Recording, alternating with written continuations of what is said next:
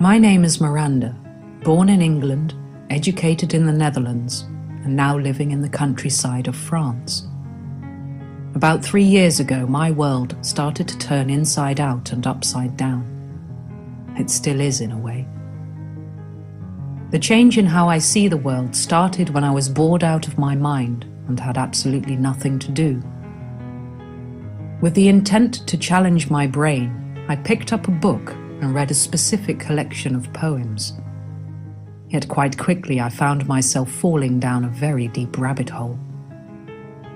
To continue reading and understanding these poems, I had to make a radical decision. Either these poems were telling the truth, or they were just a literary expression of someone's imagination. After a long while, I chose the first, for reasons I will not go into now. Yet for months I struggled with the idea if I was either absolutely mad, or if there really is a God, and I was being confronted with his omnipotence through the words I was reading. These poems have brought me to a completely new perspective on the perception of time, self-identity, and really everything my eyes can and cannot see. And I started to really look around me as if I had new eyes. I was in awe of what my senses were telling me. I saw the sun passing over my head and saw the moon in her different states. And I wondered about these lights, and I asked myself if I knew what they really were. It was the moon that really challenged my thought process, because I could not figure out why her light made the night so cold, and why her light was so blue. How could this be if she was reflecting the sun's light that was so warm and yellow? And I looked at the pictures of Earth taken by NASA, and I wondered about them too, because I was seeing the blue marble each time, but with the same continents being different sizes on every one of them. The more I looked into what this space agency was telling the world, the more I started to doubt the scientific story about the Earth. And at the same time, I was still stumbling about with my belief and faith in God.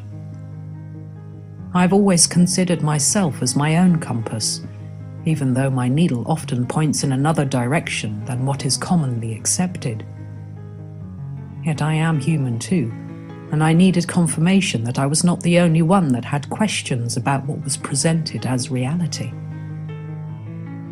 On the internet, the first website I found that also questioned the shape of the Earth, I did find confirmation that I was not alone in my silliness. And because God had also made an unusual entrance into my life, I was reading the Bible as well. It was in this book that I found reasons to question the insignificant spinning oblate spheroid in the vacuum of space. So many verses in the Bible pointed me to look at the Earth as a level plane that is stationary and, until Judgment Day, immovable.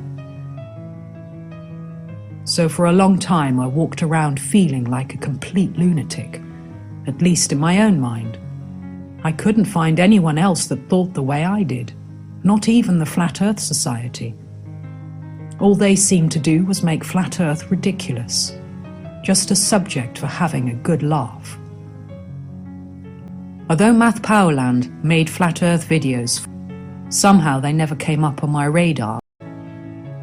I watched Flat Earth clues with my jaw on the floor. I don't agree with everything he says, but a lot of the questions he posed made sense to me. Since the beginning of 2015, I have followed the numerous developments in this Flat Earth movement with great interest.